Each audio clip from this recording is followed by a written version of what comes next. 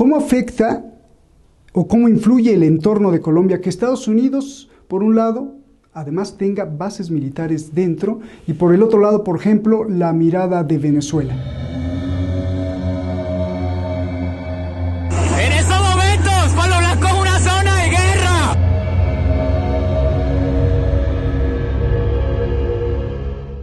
Pues bueno, lo que nosotros hemos tenido es un país que ha sido casi que un laboratorio para la violencia en el continente. No solamente vivimos hace 20 años violencias, por ejemplo, como las que hoy viven países de Centroamérica o México, aquí las vivimos en la década de los 90. Hemos vivido el sicariato como ningún otro país, hemos vivido el conflicto como ningún otro país.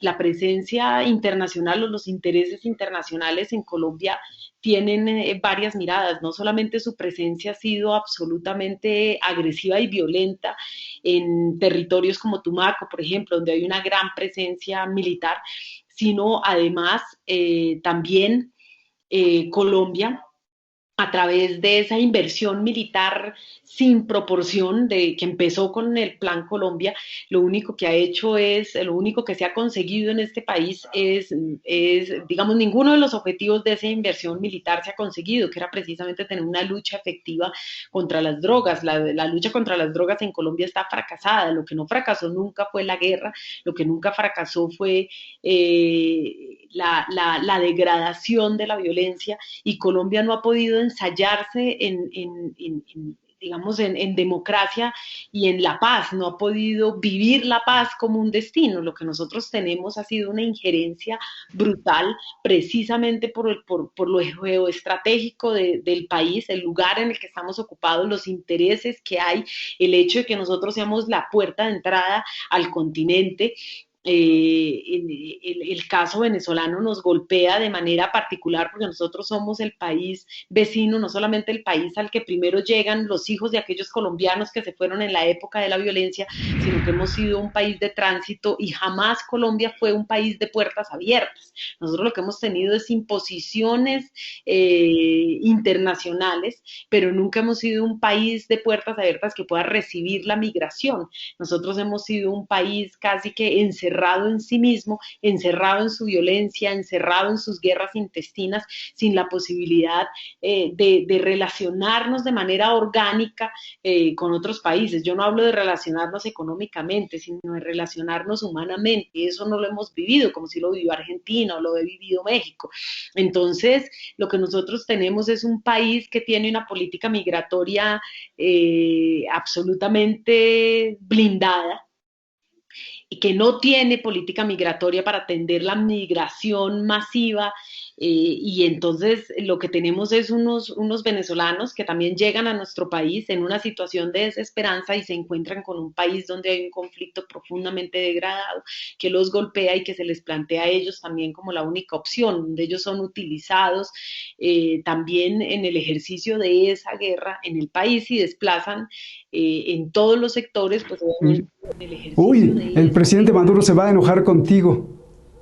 Pero es también una realidad. Yo creo que tenemos que iniciar un proceso de reflexión profunda, porque o sea, aquí están llegando y se puede enojar el señor Maduro, el presidente Maduro, pero lo cierto es que miles de venezolanos están llegando a nuestro país y al resto del continente, y esa es una realidad que ya no se puede esconder por los motivos que queramos, por bloqueos, por a veces tal vez no ser tan asertivo en la forma de, de ejercer la gobernabilidad. Yo no sé, hay miles de causas, yo no cuestiono las causas, porque no me siento con la legitimidad para cuestionar a Venezuela. Lo que sí entiendo es la realidad que vivimos en nuestro país, y nuestro país es un país que vive y que ha vivido una guerra histórica profundamente degradada, que hemos tenido una coexistencia a veces que no podemos entender entre la guerra y la paz. Mientras se hace la paz, se rearman de la manera más brutal los señores de la guerra, vamos a decirlo así. Esa es la realidad de nuestro país, y quienes entran a vivir esa realidad. Todas las personas que llegan a vivir esa realidad. El problema es que era una realidad en los campos, que en las ciudades no se había vivido, y ahora lo que tenemos es la llegada también de la violencia a los entornos urbanos y por eso la reacción tan violenta también en contener la movilización. ¿Por qué? Porque vemos a ese otro, a ese que se moviliza, a ese que nos cuestiona como un enemigo y ese es un discurso que se ha construido desde hace muchísimas décadas y eso ha justificado el asesinato de más de 200.000 colombianos, la desaparición de más de 90.000 personas, ¿sí? Y lo que tenemos hoy alarmados en las ciudades es que en 7 días han asesinado a 31 personas, han abusado a más de 10 mujeres, han realizado más de 1.000 intervenciones irregulares por parte de la policía, donde han salido más de 17 jóvenes mutilados en sus ojos. La realidad es que la violencia que se vivía en los campos, degradada, fuerte, ese enfrentamiento brutal, llegó a las ciudades y llegó a golpear y a poner en evidencia también una situación dramática, histórica en nuestro país, y es que no hemos brindado ninguna oportunidad, ninguna atención para que el país pueda desarrollarse de una manera diferente. No hemos inventado, no hemos transitado los caminos de la paz, nos hemos mantenido en los caminos de la confrontación, de la violencia y de la guerra. ¿Quién es el culpable de esa herencia histórica que me estás describiendo? Porque no es un problema de un año, de dos, sino es décadas. ¿No? Yo creo que hay un sector gobernante, un sector que se ha mantenido en el poder, que se ha formado para mantenerse en el poder, que ha estructurado todos los niveles del Estado, que ha construido un Estado absolutamente complejo precisamente para poderse perpetuar en el poder. Y ahí, pues, entre los sectores económicos más poderosos y entre esta clase que nos ha gobernado o estas clases que nos han gobernado históricamente, pues entre ellos hay conflictos también, pero lo que hay son unos intereses por perpetuar eso que les ha beneficiado a ellos, porque a Eh, nadie más le ha beneficiado. Los que se Acabo de escuchar a han Uribe que dijo que gobernado en siempre. su gobierno él logró pues derrotar a la inseguridad, ¿no? Lo acabo de decir. ¿Qué piensas de eso? Pues que miremos las calles y que por favor me digan lo que generó, pues fue un estado de guerra y de miedo.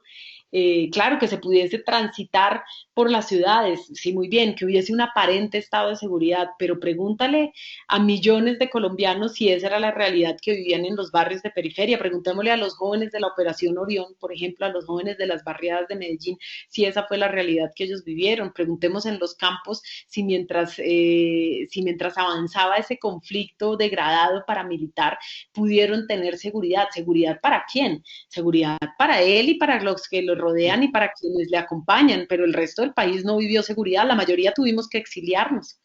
Ahora me respondes cómo lo vas a resolver. Déjame ir con Miguel Ángel. Veía que querías decir muchas cosas. Adelante y después te pregunto, por favor. No, que me parecía curiosa esa expresión de Uribe de que durante su gobierno la seguridad llegó a su tope máximo. Todos los fascismos, no creo que exista una excepción, todos los fascismos se vanaglorian del tema de seguridad. Pero claro que sí, porque pasan además por encima de los derechos humanos. En el caso de Uribe, esa seguridad se vio acompañada de el apogeo de las fuerzas paramilitares. Es decir, pasando por encima de todos los sistemas constitucionales, de todos los sistemas de control, de la institucionalidad, masacrando seres humanos de manera sistemática, pues es posible que haya alcanzado cierto nivel de seguridad. ¿Pero a costa de qué? A costa de la vida, a costa de los derechos humanos, a costa de una población sometida al miedo. Esa famosa frase del expresidente Uribe de que en su gobierno los colombianos Eh, pudieron transitar por carreteras. Y Miguel Ángel, perdón que te interrumpa. Eh, Se tiene que ir la congresista María José y María José, te agradezco mucho. Unos segunditos rápido. ¿Cómo resuelves esto? ¿No? Tiene que iniciar un periodo pues, no, la solución que nosotros entendimos ya desde hace tiempo es que necesitamos un gobierno diferente, necesitamos la posibilidad de probar caminos distintos y de poner en el centro de las discusiones a las personas que han sido eternamente marginalizadas. Si no hacemos eso, definitivamente lo que vamos a tener es un regreso continuo a la violencia. En mi criterio, necesitamos un gobierno diferente. Solo así podremos iniciar un proceso de transformación que requiere el país. Muchísimas gracias, María José, por estar aquí. Te agradecemos mucho y un abrazo solidario hasta allá, hasta Colombia. Muchísimas gracias. Continúo contigo, Miguel Ángel. A ver, completa lo que estabas diciendo. Sí, era simplemente advertir, Roberto, que todos los fascismos se vanaglorian de esa sensación de seguridad que transmiten, pero en realidad lo que transmiten finalmente es miedo y violación de derechos humanos. El señor Uribe Vélez no ha hecho otra cosa, Roberto, que en los últimos 20 años violentar todos los derechos constitucionales. Recordemos que el 70% de su gabinete ministerial sigue hoy en prisión y sigue en prisión hoy con condenas además vigentes por favorecer intereses personales del expresidente Uribe. Es decir, que toda esa construcción política que hicieron en los últimos años se construyó sobre la comisión de delitos, unos mucho más graves que otros, como por ejemplo el tema de los falsos positivos, que de falsos no tenían nada y de positivos menos. Eran masacres directas al pueblo para someterlas como bajas de combate, de enemigos en el combate. Es decir, una insensatez, una construcción ficticia de una seguridad basada en el desborde de la fuerza bruta y en el desborde del miedo. Miguel Ángel dice el gobierno de Uribe, bueno, de Duque, perdón, que se hunde el país y hay que sacar dinero de donde sea y hay que ponerle impuestos a todos. ¿Cómo ves esto? ¿Cómo lo va a rescatar o cómo ves la movida de los impuestos? Como una forma de lastimar a la población, a esa clase media que ha estado lastimada durante los últimos años y llevarla finalmente a la bancarrota. Es que la verdadera compulsión o esa furia contenida de la población es que pasando un momento tan complejo de necesidades, un tema tan complejo como la pandemia que estamos viviendo, y ponerle además o encimarle además impuestos que atacan directamente la canasta familiar, que atacan eventos de la vida particular del ciudadano de a pie, eso es un atentado además contra la sensatez y era una forma de generar necesariamente una explosión.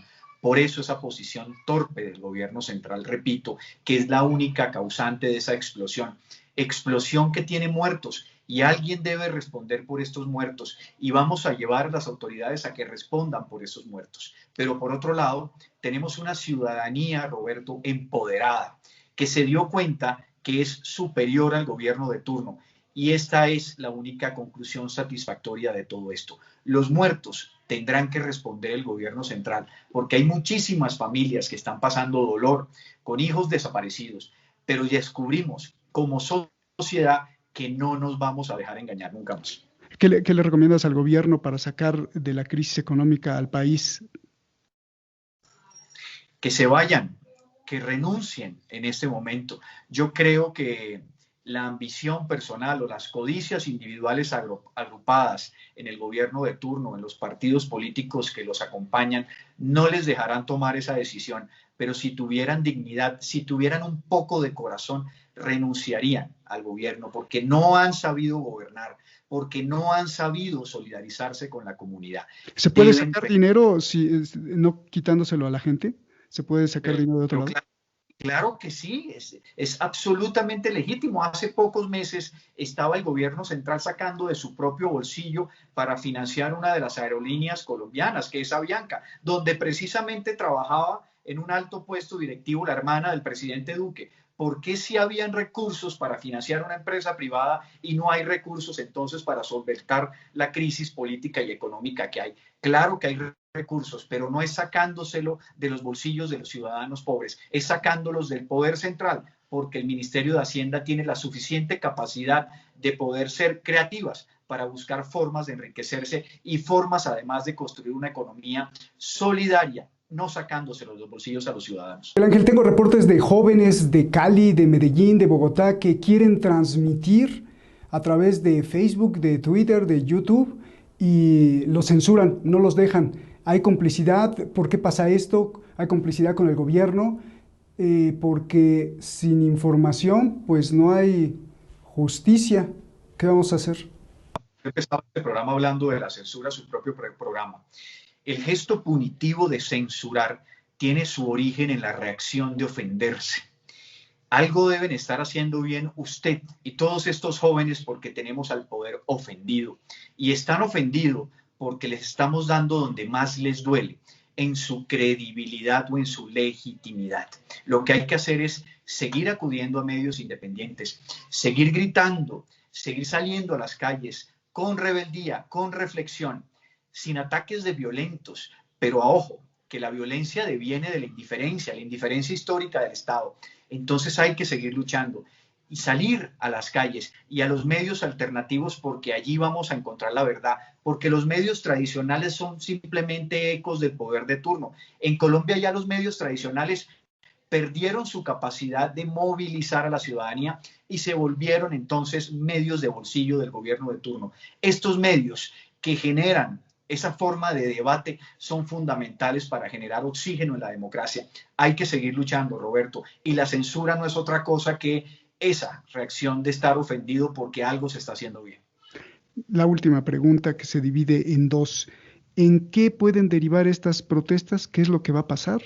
Y la siguiente, primero contéstame esta. Pues en el poder ciudadano, fundamentalmente, el gobierno actual va a tener que recular sobre cada una de sus posibilidades y de sus posiciones porque descubrió el poder desbordado y democrático de la ciudadanía. No tiene otra alternativa, o renunciar o padecer un año más de equivocaciones con una ciudadanía empoderada y con un proyecto progresista que viene en camino. Y la última, la que le pregunté a María José, desde la mirada geopolítica, ¿cómo influye el entorno? Estados Unidos al acecho, con bases militares ahí adentro, la mirada de Venezuela, los actores regionales. Explícame esto, por favor. Fíjese, Roberto, que ha ocurrido algo muy curioso y es que Estados Unidos, con el cambio de gobierno, no ha tenido otra alternativa que presionar al gobierno de Colombia, so pena de limitarle la financiación económica hacia las fuerzas militares con ocasión a esta represión. Es decir, el gobierno estadounidense se dio cuenta que la ciudadanía se empoderó y que la ciudadanía sabe perfectamente lo que está haciendo. A Estados Unidos no le queda otra alternativa que buscar presionar al gobierno económicamente para que éste reaccione y retire las reformas y defienda al pueblo de los desmanes de su fuerza policiva, que no es otra cosa que los desmanes desde el propio gobierno central. Lo que pasa en América Latina, pues claro que nos acontece a absolutamente todos. Debemos unirnos. Es que hoy más que nunca tenemos un pueblo hambriento, Roberto, necesitado de empatía con los gobiernos, solidario, porque es que somos una misma comunidad. Las nacionalidades no son más que excusas para tratar de lastimar poblaciones específicas, pero nuestra única nacionalidad es el género humano, en este caso, el género latinoamericano. Somos una comunidad y no podemos en el futuro dejar que se impongan estos gobiernos fascistas que no hacen otra cosa que atacar las necesidades de la población. Necesitamos gobiernos que nos representen como ciudadanos y que entiendan las necesidades de la población y en ese sentido tomen decisiones que nos favorezcan. Ya no queremos más gobiernos que se enriquezcan, que se llenen los bolsillos y que nos digan que van a estar por poco tiempo, pero se encumbran en el poder para nunca soltarlo. Necesitamos gobiernos democráticos que piensen primero en el pueblo y que se acabe eso que siempre he denominado como materialismo democrático. Es decir, que todo sistema de gobierno tiene en la ciudadanía un valor mercantil. Eso debe desaparecer. Lo que debemos empoderar es la capacidad de la comunidad para ser frágil y dentro de esa fragilidad y dentro de esa vulnerabilidad darles acopio y darles refugio. Esa es fundamentalmente la finalidad de todos los gobiernos en Latinoamérica y debemos apoyarnos unos a otros, si no seguiremos viviendo esta crisis humana o esta crisis de miseria que estamos padeciendo. Pues permíteme ser un poco barroco, pero déjame agradecerte y felicitarte por tu gran claridad de exposición, Miguel Ángel del Río. Muchísimas gracias. Y allá en el Congreso de Colombia, muchísimas gracias, María José Pizarro, congresista. Gracias por participar en este programa y esclarecernos todos los puntos de lo que padece nuestra hermana Colombia. Un gran abrazo solidario a todos los colombianos y muchísimas gracias a usted por defender el derecho a reflexionar, que eso es muy importante. Ya tenemos nuevo canal y acabo con esta reflexión. Buenas noches.